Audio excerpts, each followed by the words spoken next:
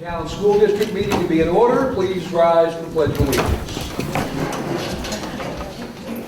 I pledge allegiance to the flag of the United States of America and to the republic for which it stands, one nation, under God, indivisible, with liberty and justice for all. Please be seated. Yes, Stan, that was a test. We have but one article on this special Vernon Town School District meeting agenda. The article reads, shall voters readopt, ratify, and confirm the action taken at the March 3rd Vernon School District meeting to elect a Union School District Board member to a 3-year term in spite of the absence of a timely warning for this action? Do we have a motion? Can we say so moved? I actually have a proposed motion that Barb Okay. Okay, and we print don't out have it for written you. in front of us. I can't remember There you it. go. So that the chair would recognize Mrs. Dyer, and please use a microphone. We want to make sure that everybody can hear you. I move that the voters readopt, ratify, and confirm the action taken at the March 3rd Vernon School District meeting to elect a Union School District Board member to a 3-year term, in spite of the absence of the timely warning for this action. Second. It has been moved and seconded that the voters readopt, ratify, and confirm the action taken at the March 3rd Vernon School District meeting to elect a Union School Board District member to a 3-year term in spite of the absence of a timely warning for this action. Discussion on the motion. Seeing none, all those in favor of Article 1 as read, please say aye. Aye. Those opposed, nay. The ayes appear to have it. The ayes have it. Article 1 has been passed. Seeing no other business on the special meeting agenda, I'll accept the motion to adjourn into a school district budget hearing. Is there a motion? So moved. Any second? Second. Moved and seconded, we adjourn the special district meeting and go on to the school district budget hearing. All those in favor, please say aye. Aye. Those opposed, nay. The ayes appear to have it. The ayes have it. Special school district meeting is over. And we will give you now our school board chair, Mike Hebert, for further discussion on the proposed budget. Thank you, Mr. Moderator, and the board would like to give the congratulations to Mr. Collier. Going back to the high school board to represent us, he's been doing it for several years. Thank you for your service, and thank you for your willingness to go back. Okay, this is a required informational meeting prior to another Australian ballot on our budget.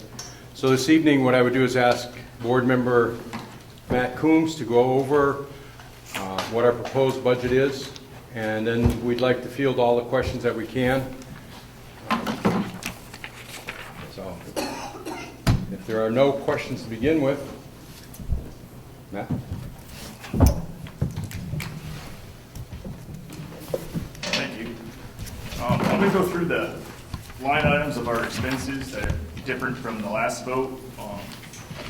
Some of these are highlighted. I think everybody has a handout. Some of them, the differences aren't quite there, but they were in the original printed town report. So some of the numbers will come from there.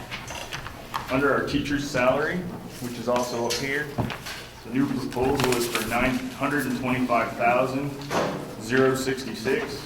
Before that number was $927,673. There was just more final calculations that were able to take place there to get a firm number on what our staffing salary will cost. Under the substitute salary, before we had $28,500 and now it's $26,500, a reduction of $2,000. Under travel and conference, it was $1,200 before, now it's $750. Again, we just looked at the numbers and saw what we were spending and figured we could get away with the $750. Technology supplies was going to be $2,000, now it's $1,500, so it's a difference of $500. Under the replacement of instructional equipment, it was $2,500. We reduced that down to $2,000 for an additional savings of $500. On page 3, there is no changes. At the bottom of page 4, We made a reduction of $5,000 in our electricity cost. Some of this has to do with the lighting that was swapped out, a year and a half ago probably. So we're seeing the savings from that, so we know that that's a safe number to have for next year. We reduced our oil budget or heat budget by $10,000, and that's because we've already pre-purchased the fuel for next year, so we have a guaranteed price for what that costs. And then we reduced the plant operation equipment by $1,000 to $7,500. On page 5, the preschool service coordination was reduced by $7,000, and that just came in at a lower number as the numbers were finalized. And then we made a reduction of $8,450 to our reserve fund appropriation, and that's for the capital plan. We're still going to put $90,000 in the capital plan, and we reduced that by $8,450 because the heating exchange system that we're going to do and control panel swap out bid has already come in, and it was $7,000 something less than we expected. So most of that savings was just from that item that's going to be replaced coming in at a lower number. And that brings down a total of $37,507.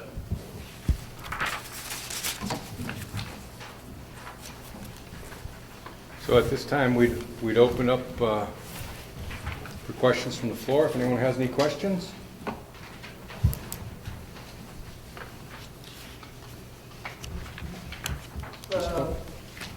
Teacher contracts ongoing this year still? Yeah, we're finishing up this year's contract. So the salary and stuff is, That's still under the current contract. And we will be looking down the road what those expenses will be in the future. But this is the last year of the contract, correct? Yes. How'd you reduce it by 34,000? The items that, The teacher salary. Oh, it's not that much. The teacher's salaries is down by $2,607 from the proposed budget before. All right, so the proposed budget was, $927,673. That's the one that was in your town report. Right. Printed before.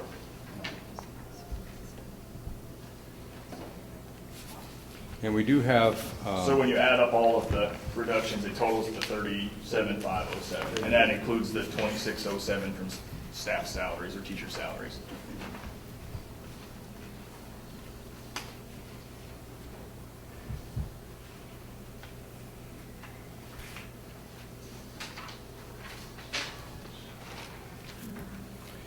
okay, so most of these reductions, it seems to me, are basically, you got better numbers to work with, and you've got bid in, you're realizing savings. Was there anything that you had to give up? I see reduction in technical. There was a staff reduction for a para's position in the original budget, and we looked at our staffing levels for this budget as well and debated various options, and in the end decided the best option for this point in time was just the one reduction in staff that we had already taken out for the following, for the coming budget that's coming up. So you moved that reduction forward? Yeah, I mean, Yes. it was in there before and it's still there. It wasn't put back in. So there is a reduction to the paraprofessionals by one position, one full-time position. And then you reduce the instructional equipment? Where are we at? Yeah, I mean, there's a. I think it was, $2,000? Yeah, it was 25. And again, that's like the actual, a couple of years before was 1219, so it was more just looking at what we're spending when your budget's voted down, just trying to tighten up where you have access to.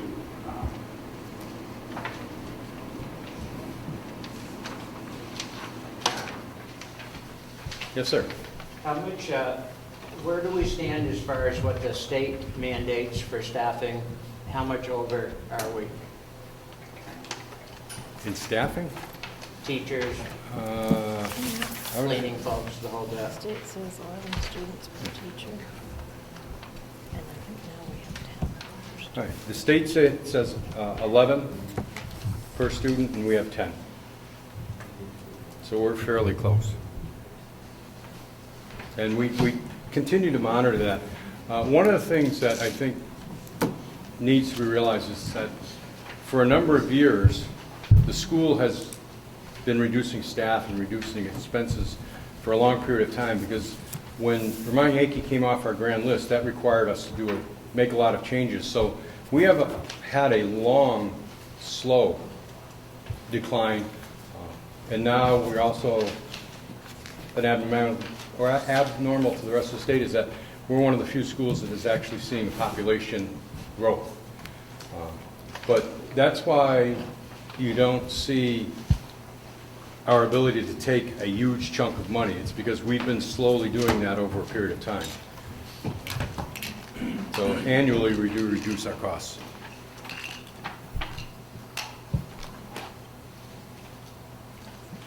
So our student population's increased? Yes.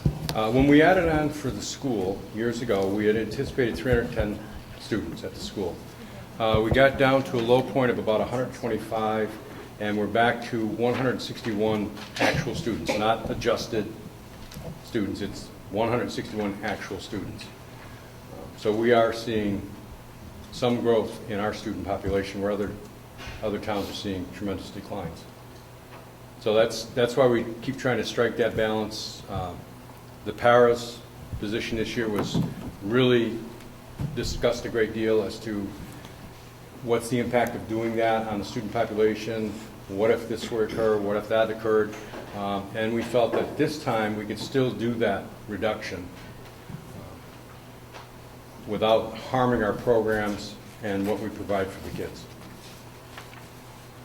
The ultimate goal here, if you see most of the reductions are in things where we can actually save money. The air handler project that's coming in, so that we can save money. We're trying to do most of our savings through energy and efficiencies, because we're at a point now where our staff needs are so critical that when we make changes, it's actually going to have a negative impact upon the quality of the programs for the kids, or it could have a negative impact depending on what we cut. So we're trying to extract everything we can without altering program. And that paras position actually shows up on page 5 under the special education paras. It's a little confusing. It's not technically a special education position that's eliminated. It's a classroom para, but there's some shuffling that's going on in the budget. So you'll see that line item's down 41,853, but then your classroom para side or your instructional para side, whatever you want to call it, is up by 4,372. But you still have a difference of, I don't have the math right here in front of me, a little over 37,000. So that's where your reduction came in. You had something? I just wanted to add the 4.4 or 4,414,000. What I want to make sure that everyone in the audience understands is that is not the budget for Vernon Elementary. That is the budget for the high school. It is for the budget for the middle school. It's the budget for the tech center, the career center. It's also this school and all our secondary. I think when people go to vote and they see that number, they go, that's a lot of money for just that elementary school. It's not the elementary school. It's a combination of over 5 schools that we're voting on. But if this budget were to get turned down, the only thing that this board can adjust is for this school. The other schools get paid. And I think that's very important. Everyone understands that. Yeah, we pay an assessment to the high school, and we pay for our membership to the WSSU, and those are all part of our educational costs, and those are voted at other meetings. So,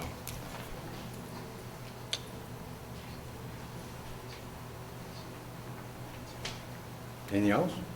Yeah, I have one more question. So one para is $37,000.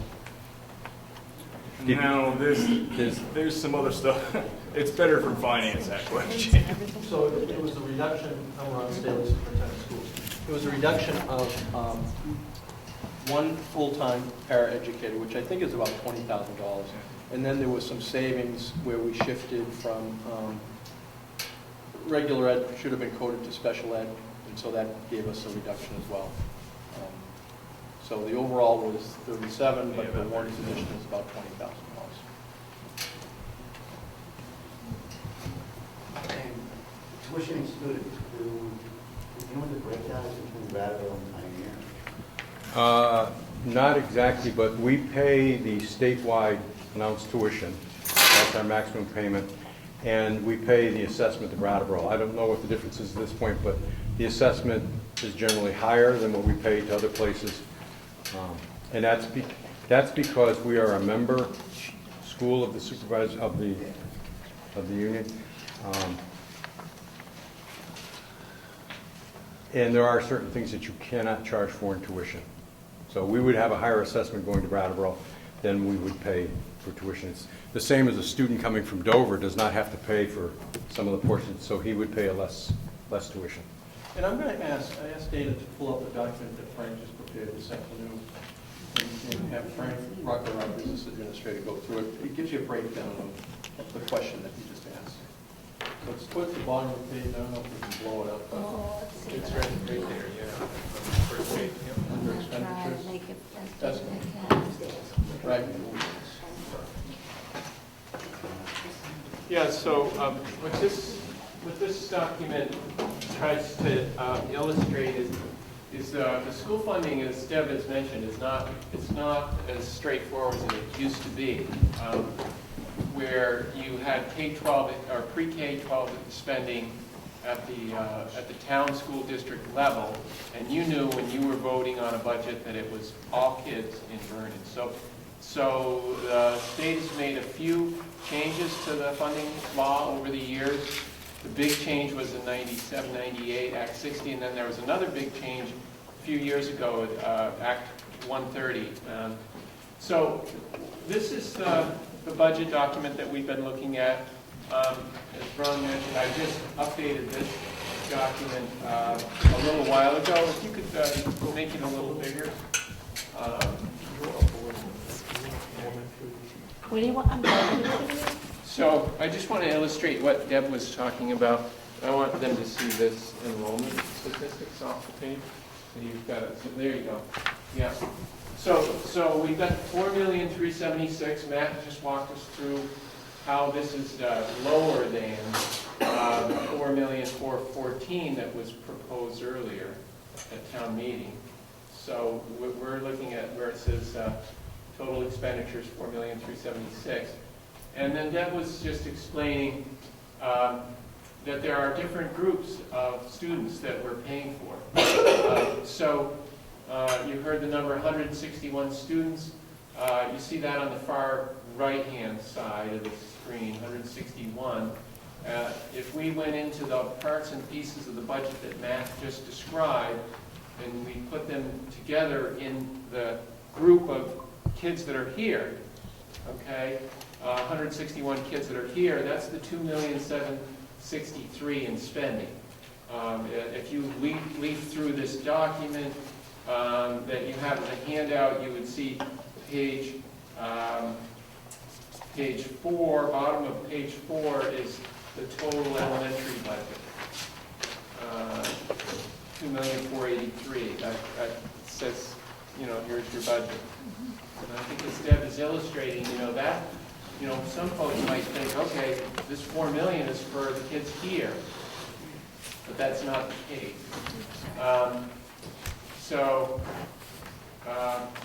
As we go through, it's still 2.7 million for kids here. That includes this assessment for services, so we can't get it on there. Yeah. So on the left area, it includes a food service. Matt described the reserve, which is really for this building. So those are the components. It's your classroom teachers, it's the assessment for instructional support and administration at the SU level, it's a food program and a reserve. 2.7 million, 161 kids.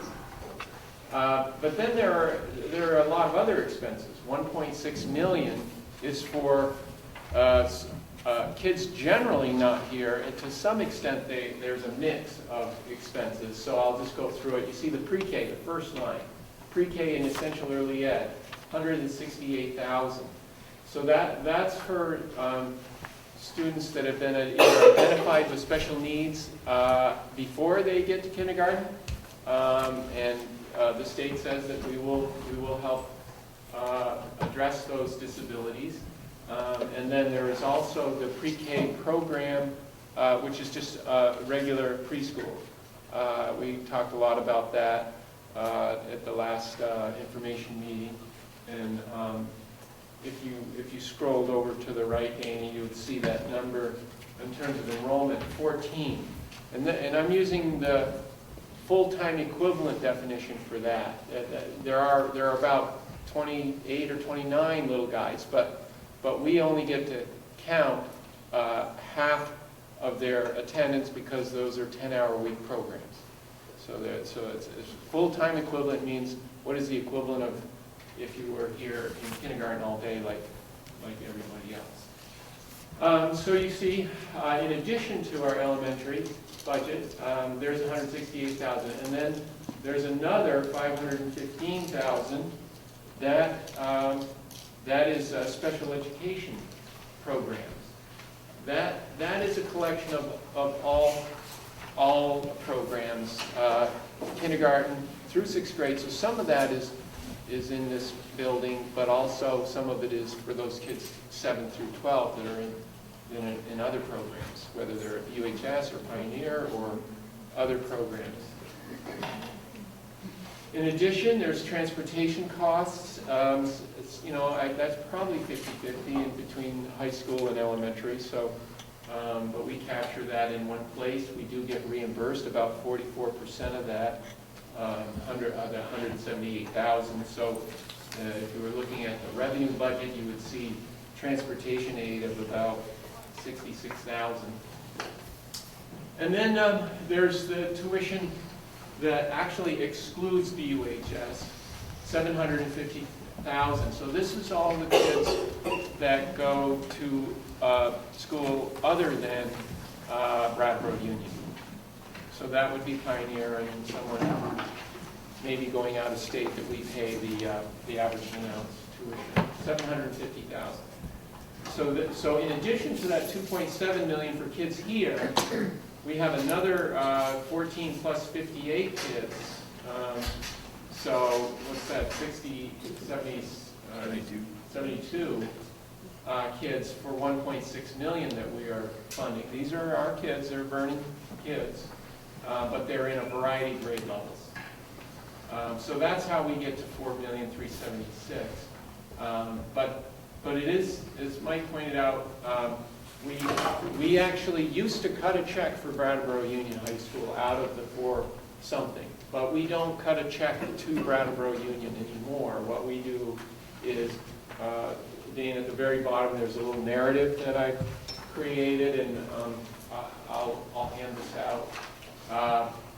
So if you just take a shot at reading that, and I'll interpret it a little bit if necessary.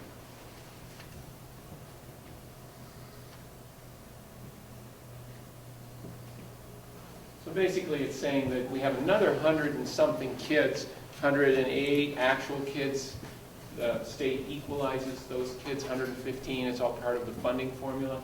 But in addition to the 233 kids that are in the $4.3 million budget that you're voting on, there's another 100 kids at BUHS, and what we do there is we take the weighted average of the two tax rates and they get added up, and that's how you pay for the BUHS kids.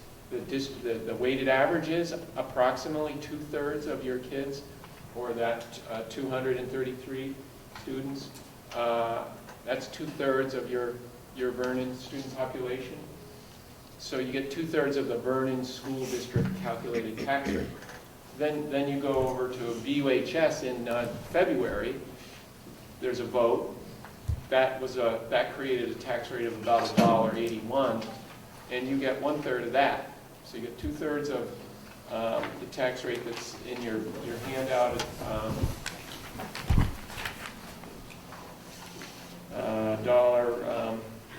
Here, Frank. 73. I got it. Thank you. $1.73. So you get 2/3 of that rate, you get 1/3 of $1.81, you add those two up, and that's the bottom line dollar. Well, you can see that it's discounted by 25%, down to $1.18. And when we look at that relative to all the other tax rates in the state, the Vernon tax rate is one of the very lowest in the state because of that discount of 25% that we've talked about is getting phased out. Frank, you mentioned revenue earlier in your presentation. Could you explain the relationship between our expenses, revenue, and what that means to the amount to be raised in taxes? Yeah, sure. Yeah, that's another very good point. With the school funding rule, the law that is being revisited, but at this point, we understand fiscal year 16 is going to look very much like what we have. Do you have that, the last, the budget, the tax page? Is it in the handout you just gave me, or? Yeah, it's probably the very last one. Yeah, there it is.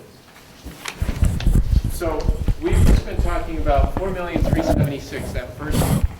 That first number on the far right-hand column, it has a number 1 for the row.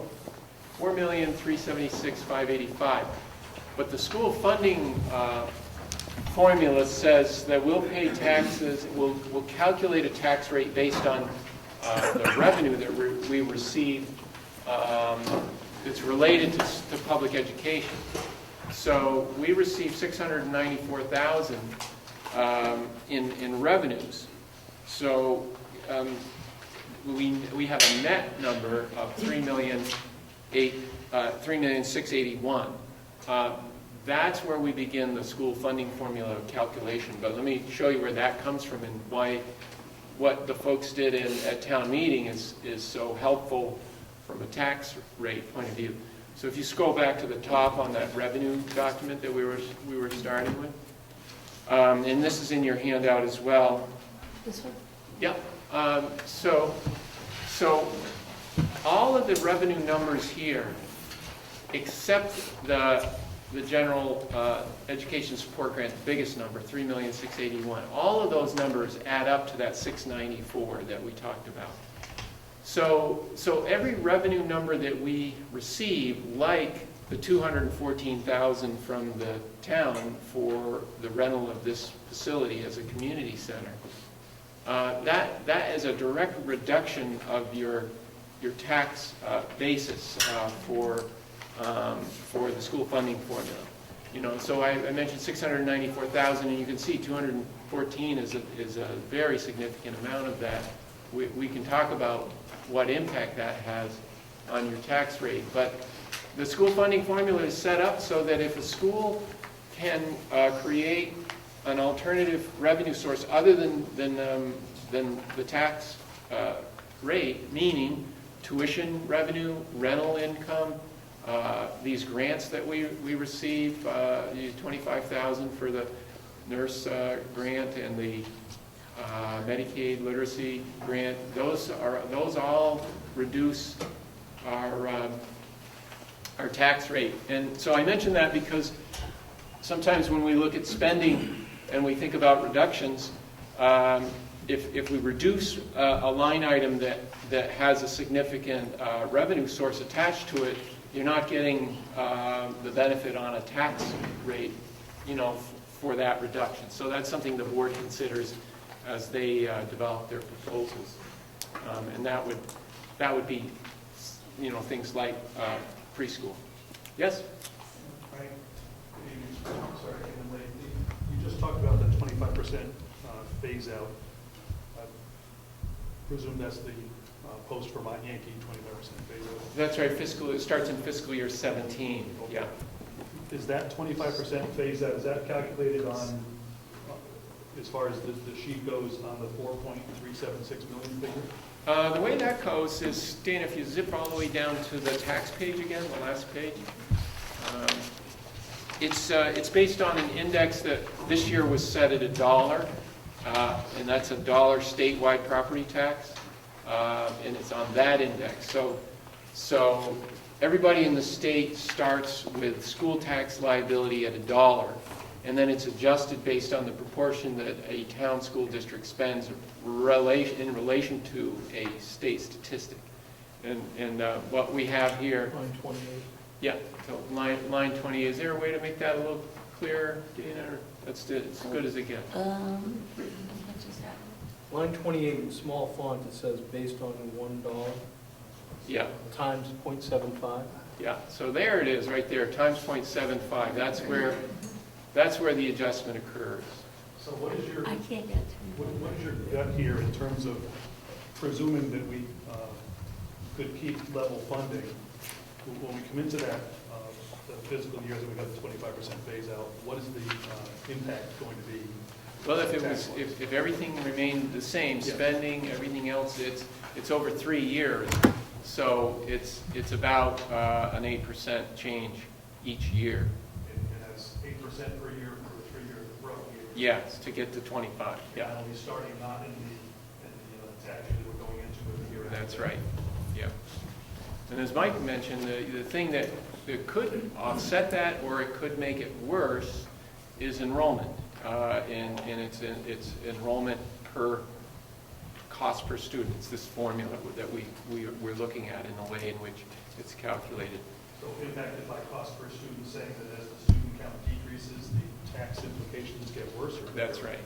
The fewer students, the more harm happens to taxpayers. Understand.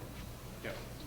And you weren't here earlier, but as I said, fortunately, we've been seeing a slight uptick for the last several years in population, and we're hoping that will continue. One of the things that I look at is, with the unfortunate closure of BY, there will be homes for sale in town, and some of those homes belong to people my age, and my house, certainly someone my own age will not buy my house. Hopefully it will go to a young family with children, so we'll see with the new housing, we'll see some student growth also. So I'm looking, I choose to be more optimistic, and I'm looking at a more positive outlook for the town.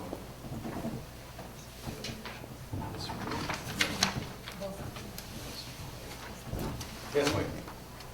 Frank, is that special ed shared district-wide, like? So that assessment, there's two components to that assessment. One is the paraeducator.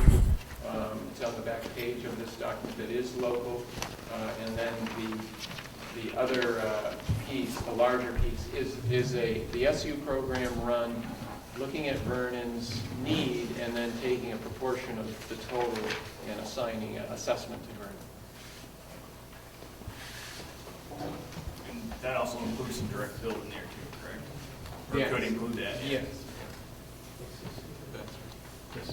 So, when you look at all this, you kind of get scary-eyed after a while. I certainly do, but there's a couple things that just kind of strike out and hit me here. One of them was it's in the town report, I believe you copied it here as well. It's the comparative data for cost effectiveness per 16 VSA 165, whatever. And also the 3-year comparisons. It talks about the equalized education spending per equalized pupil. And while one can look at the first page of the handout that we got, and it shows that the total expenses over the last 3 years have gone from about 4.3 to a little over 4.4 million. I'm seeing a completely different picture when I look at the education spending per equalized pupil, which went from 13,788 to 16,832, or as revised here, 16,398. By my math, that's an increase in the education spending per equalized pupil of 5.9% per year. And it just seems to me that increase that we're dealing with here, especially knowing that we're going to see, if everything's level funded, 8.3% increase in our education tax, which is the majority of our total taxes for the next 3 years, is something that's going to be unsustainable. But also, I did look through and I saw, and I think I appreciate this greatly, that the elementary school budget, which is what we're really talking about here tonight, is a little under 2.5 million out of the 4.4.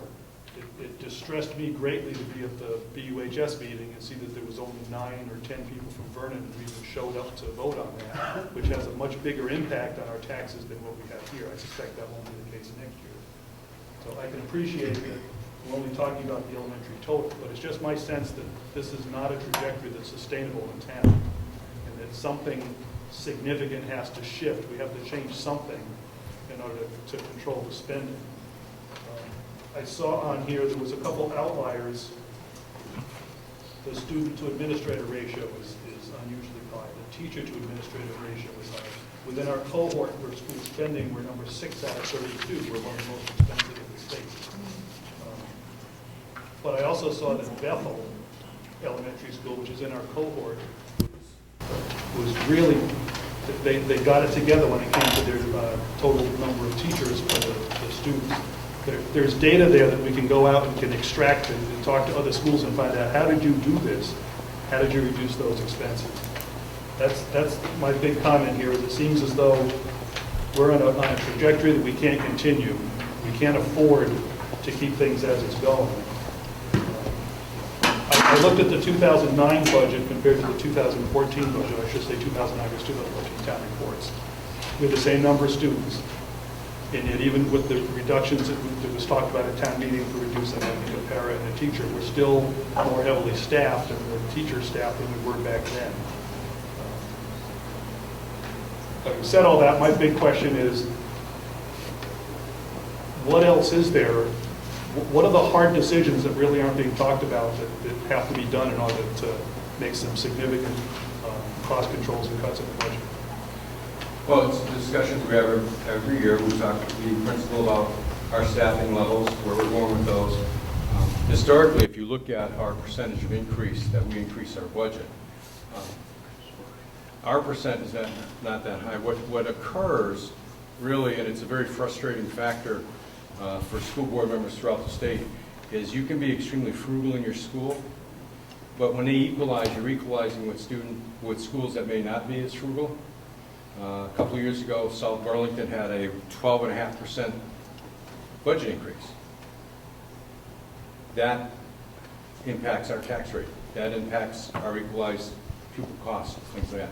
So it's no longer that you're just dealing with your own town. There are so many other impacts that you have. The CLA, common level of appraisal, when that falls into place, the longer it is between town audits, where you see what your property values are worth, that you get penalized for that. And the longer you wait in between, the more costly it is. And all those things impact our tax rate. The board every year does review our staffing, where we are, what programs we can do and what programs we may not be able to continue to do, but we also have to meet the state standards for education, which for a certain population base, you need a certain staffing level, like for a library. For every, what is it, is it 280 students, you need a full-time librarian? Somewhere. Anyway, there are the state standards that you have to meet, and we have done reductions in art, we've done reductions in gym, we've done reductions in the library to bring us in line with those standards. And there are many factors that you have to comply with when you're doing your budget. That's why earlier I was talking about where we're concentrating most heavily upon is reductions in energy usage, efficiencies that we can have take place, things that we can do in cooperation with the town, when we can share services or have them pick up a service, a legitimate service that can be paid for by the town, that helps taxpayers. It's far more significant than just what that number shows. And geographically, we have a problem. When we look for teachers, we're competing with the market in Massachusetts. They're right across our border. So, we're at a different level there than, say, a school in the Northeast Kingdom. In fact, our superintendent, and I'll give him a plug here, he's probably going to fall out of his chair, but one of the better superintendents in the state, and one that's talked about frequently in Montpelier, could do much better moving 20 miles down the road. He could get a significant increase. And that's one of the factors that we deal with. We have that market economy where being in central Vermont sometimes is an advantage over being in southern Vermont because of the market you're trying to get teachers and principals out of. So there are a lot of market considerations. That's why when we look at what we're doing as a school, we like to look, you do have that cohort, same size schools, similar programs, but what we do here is look at how are we in relationships to the people in our same geographic area with the same fuel costs, same electric costs, same staffing costs, where we sit with that. And we usually run around the middle of the pack. Depending where you are, in the state, that influences your staffing costs also. Yes, Dana. Can I just address the staffing question? When we put the budget together this year, we looked at lots of different ideas and the needs of our students, the numbers in our classrooms, the demographic of our students and the way that shifts and is shifting. And at that point, we had a decision to make about would we reduce by reducing a teacher, or would we reduce by reducing a para? And we made the decision to reduce by a para. The reason, just from a service perspective, was by retaining that teaching position, I now have a certified teacher who can provide educational support to students who are struggling. And what I see is I have more and more students who are struggling. So taking a long view, it's pretty clear over time, depending on our enrollment, we may need to make other adjustments. We may need over time to adjust teacher size, teacher numbers, but I don't think this is the year to do that, because right now we have the ability to plug in a position that's really needed. We'll be taking our paras, we're really looking at, we've seen an increase in some of our behavior referrals. Those behavioral referrals are increased not because the whole school is having a behavioral meltdown, but because there are certain students who struggle more. So then we have to look at the problem of how do we provide services to those students who struggle more using our existing staffing. So because the call would be for, well, let's hire a behaviorist, let's hire different kinds of staff. Instead, we want to look at and say, how can we solve that problem and reallocate the staff we have into roles that are going to meet the needs of the student population that we have right now. So when we look at doing all of those things, when we look at opening like a resource room for students who need a quiet space to do their work, we haven't had that outside of special education. Well, if you've got special educators who are already have full caseloads, that's not reasonable to ask them to do that. They don't have space or time in their day. So we've got to reallocate those positions so that there's the space for that. So that was why those decisions were made in terms of staffing. Might there come a time where we have fewer classrooms and we could reduce? It can happen, but for next year, my hope is to retain that teacher so that we can provide the academic support and then also redeploy paras. So how do we balance that against the struggle of the taxpayer's ability to foot the bill? How does that factor into the decisions that you're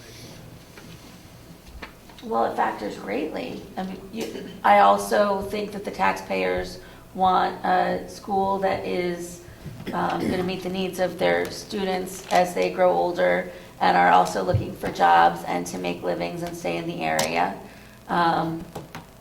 I don't think when I look at the budget, and you can look at it through different eyes than I do, when I look at the budget, I don't see that there are excesses. But when I look over time, if there needed to be a reduction, I've made reductions of staff before. I know how to do that. If I felt like it was, there were excesses, I would state it. I'm not afraid to state that. But I don't feel like they're there right now.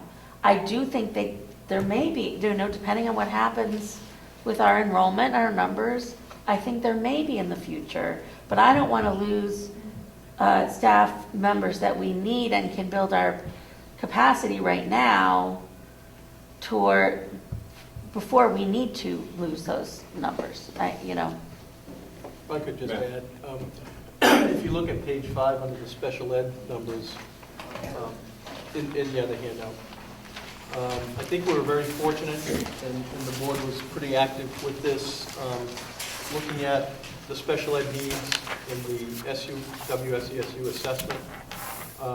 The overall increase is a 1% increase, 4492, which is pretty reasonable considering the extensive needs that occur in a school like Vernon.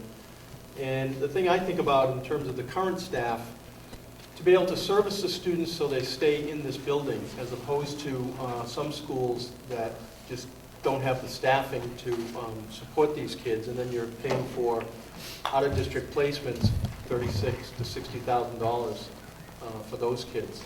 And those are real challenges. And so I think the board took a long look at the staffing and kind of weighed the cost benefit of, okay, so do we make the reductions now when we can still utilize the staff and have effective numbers for our special ed and our overall costs, or reduce the staff and potentially have more costs because we can't handle these kids or can't service the kids. So that's kind of the trade-off or the balance that you try to strike. Yeah. Oh, Dale, go ahead. I got a couple of questions. The first one's going to be fairly easy to answer. The second one's going to take a little more time. First question is, if the budget gets voted down again, does it come up for vote the third time? Yes. Then the third time, if it gets voted down again, what's the mandate? What's the threshold that kicks in? We would have to operate at 87% of what our last year's budget was. So we'd be looking at a 13%. I think that it is that. Oh, that's just a temporary measure. Right. Yeah, it's because town office has to set a Tax rate. So that's the initial funding mechanism, but you keep voting until the budget passes. Right. But you could go through the whole year with that happening. That's And right. accordingly, you'd have to adjust to that level, because there are contractual obligations that you would have to meet based on an 87% budget of the previous year.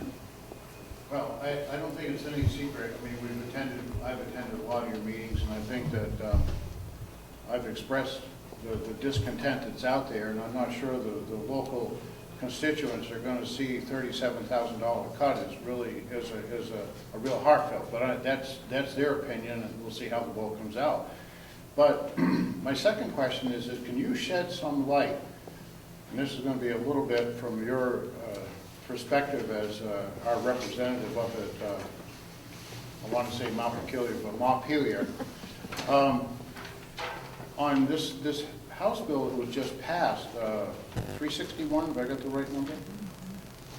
And I know that the consensus here is that because we're a small district, it's going to really impact us a lot bigger than, say, Chittenden or those other areas up there. But can you shed some light on that for us to try to figure out where we are with that whole process? Actually, we're in the infancy of the process, because if you talk to members of the Ed Committee, you can ask the same question, you get 3 different answers, because there's a lot of interpretation to that, but also it has to go through the Senate, so we don't know how the Senate's going to come out with it. But the basic is a district would have to be comprised of 1,100 students.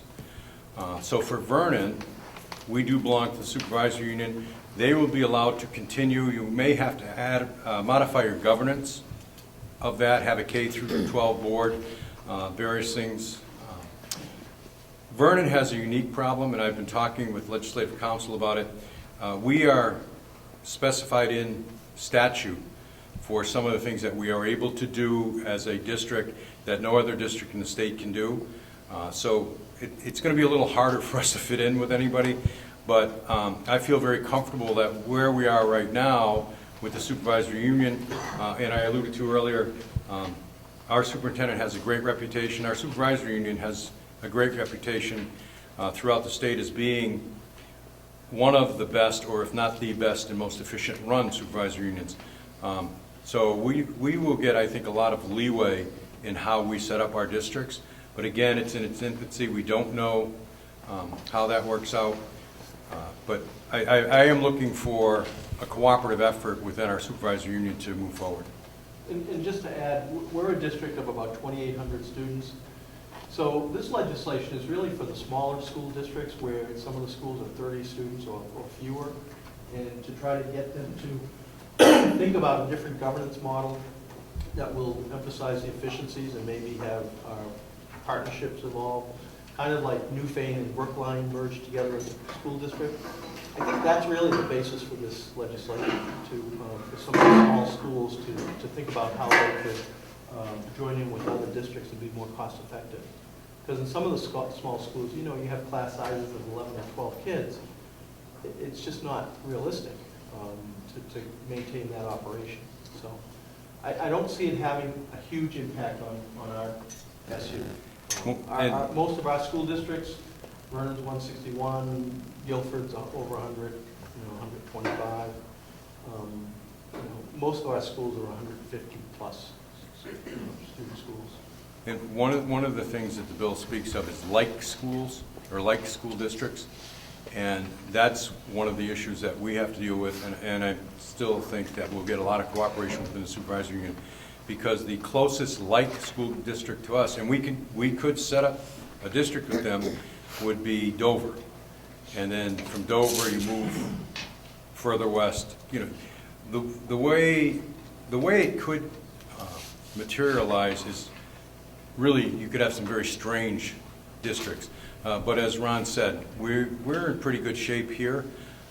There are concerns with the bill that are being worked on in the Senate, and to answer your questions accurately is very difficult because there are a lot of assumptions in the bill that came out of the House that 2 weeks from now won't be there.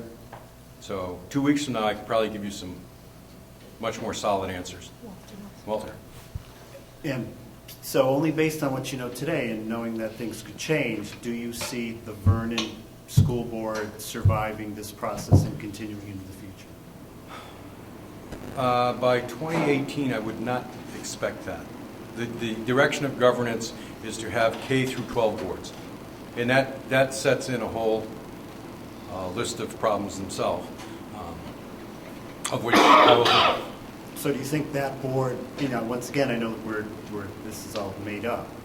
Do you think that board would look similar to the BUHS board, where we have one representative based on our student count, and we would have a representative at that board based on the number of students? I think if you were to implement it today, it would be very similar to the high school board, but one of the suggested changes in the Senate is that you would set the population number that each board that belonged would have one member, one representative. So if you set it at, say, 50,000 people, or a portion thereof, you get a member. Because that was one of the grave concerns that some of the smaller schools that were close to larger towns, that's what they were expressing. So again, that's something the Senate will look at. But I would think if we were to do what's required now and go a K-12 board, it would be very, very similar to what you see operating at the high school. I would even suggest that because of the BUHS board configuration, you might have a elementary rep from each town and a secondary rep, so you might have two Vernon reps. Right, and that's one of the components of the bill that's there that they're thinking about. Yes? So what you just said is like in 2018, you will no longer exist? We don't know that. We don't know what the No, bill, but- we have, that, it's possible. Possibility. It's a possibility. I'll still exist, but I might not be a board member. At least I hope I exist. But yeah, but the board, there's a possibility that this board won't exist. Yes, that's one of the goals. So of we're going to consolidation. lose control. That's one of the arguments. So For we those of no us that voted longer, against the bill, that's one of the arguments. so we would no longer be voting on our own school budget, You would be voting on the new district budget. the whole district budget. Yes. So I think that the people in this town then need to wake up and realize that with Vermont Yankee gone, we need to start doing something now about cutting our school budget. Because when Vermont Yankee's gone, we have a lot of elderly people that live in this town. And I know that when I open up my tax bill, and we live on limited income, it's like, okay, now what do I pay? And it gets harder and harder every year. And I don't have kids in school anymore. But yet I still have to pay this outrageous tax bill. So do I make a choice? Do I up and leave and go into an old folks home? Or do I stay in my own home? And this is going to happen to not just people my age, but it's going to happen to younger people who are going to realize too, I can't afford my home anymore. I have a $1,200 house payment and I still have to pay $400, $500 a month tax bill. Where are we going to start cutting? It's not the town portion that's high, it's this school budget. And yes, I want to see the kids educated, but still, we have to start cutting somewheres. Well, as I expressed earlier, we've been under this stress since Act 60. When the state removed VY from our grand list, we have been under this pressure. So since that time, the board has been reducing and adjusting as our population changed. We've been doing different things. One of the things that Dave brought up earlier is, and we talked about, is we have the off-ramp. When the upgrade was made at VY, we were given a 50% discount on a statewide property tax. And then there was some other changes made, and then it became 75%. So we've been operating under a 75% discount because of the amount of money that was going to Montpelier from the generation tax. Our argument was Vernon is giving the state far more money than most other communities, and no one else had a generation tax, so we got that discount. The discount was to end this December. When generation ceased, the discount was supposed to go away. Fortunately, I was able to convince people in Montpelier that that's really not appropriate, and I had asked for a 20-year off-ramp, but they wouldn't give it me. So we looked at doing a 75%, 75%, 87%, 96%, then 100%. So what we're looking at as a board is how we can taper off what we do and what is to the best advantage to us right now for the future. Because I agree, down the road, we're going to have to look at some very serious changes because we'll be in a situation that we're not accustomed to. But one of the things that the board made a conscious effort for this year was the reserve fund appropriation of $90,000. Well, we can still raise that money at the discounted rate, and that goes into our capital plan. And if you look at our per pupil costs, it's about $450 a kid at the elementary school. This is the last opportunity we'll have to do that. As our taxes go up, we'll no longer be able to set money aside.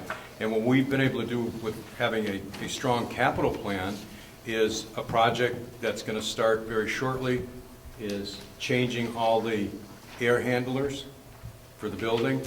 Currently, they run, whether you're in that room breathing or not, the gymnasium runs constantly, exchanges airflow. The new system will allow it to operate very much like the gym lights. If you walked in, if there's no one in there for 15 minutes, the lights are off, Well, for years, the lights were on until somebody shut them off. So that was a reduction. And those are the types of things that we continue to do, and they require investment. And what we're trying to do is, while we can still get some sort of discount on our investment, trying to do that. But we are committed to adjusting our budget according to the actual needs of the school and the community. But there are certain things that we have some serious fixed costs. We have a physical plant that you have to heat, you have to light. There are certain things that you can't get away with. And we're trying to adjust those through efficiencies, making changes that'll make the building operate more efficiently. So we are looking at investing some money now so that when we get to that 100% point, we'll be running as efficiently as we possibly can. And again, as Dana said earlier, annually we assess our staff needs, where we are, and what the demographics of our school are. It's very difficult when people talk about student ratios, because certainly, you can have a goal of 17 to 1, 20 to 1, 18 to 1, whatever you want to set it at. But the reality is, in the classroom, what goes on in the classroom, the demographics of that classroom, who makes up that class. If you have a class of 35 well-motivated, and I'm thinking when I taught at a college, I had kids, they were well-motivated, they had to be there paying for it. It was fairly easy. But when you're a public school system that actually brings in all students to educate them the best we can, which is our social obligation, you get a wide variety and a diverse population. And within that population, you could have a class with 10 children that occupies more time than a class with 17 children. And that's why when we have discussions with our principal and our superintendent, we look at what is the makeup of our class, how does that work? And when you look at different standardized tests, like a kneecap test, if you look at that, your fourth grade 1 year is like, wow, we're off the charts, we're great. The next year everybody's, hey, why are your numbers down so low? It's because the classes vary. Each year you have a different student population, they have specific needs, and some classes do better than others, they move along more smoothly, but it's not unusual to have a class that will have 1 or 2 students that present tremendous challenges, and we need to address that. And that's one of the difficulties when we're doing a budget. Everyone walking in the door is not identical. They don't have the same learning abilities, they don't have the same behavioral abilities, and they don't have the same family backgrounds.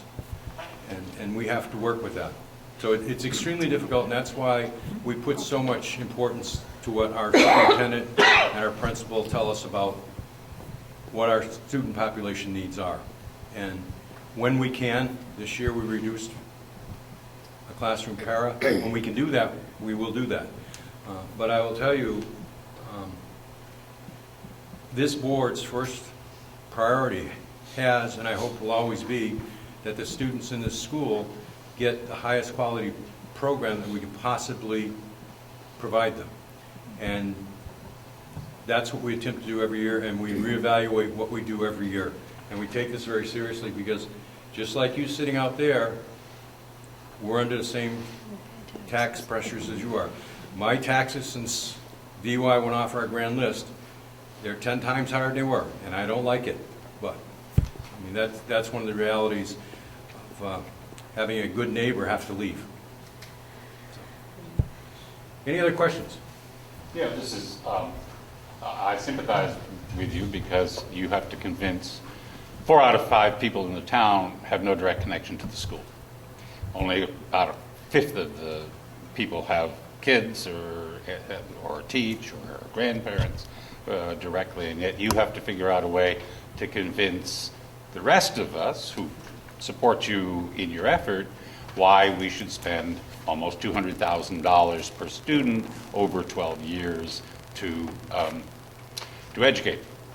So I sympathize with you. My real question is rather mundane. But pardon? My real question is rather mundane. Oh, okay. Why is the school board costs incorporated into the school budget. You are hired by the town, we as the town, and I wondered why your costs weren't on the town budget side as opposed to the school. Is that mandated? Well, actually, there are two separate municipalities.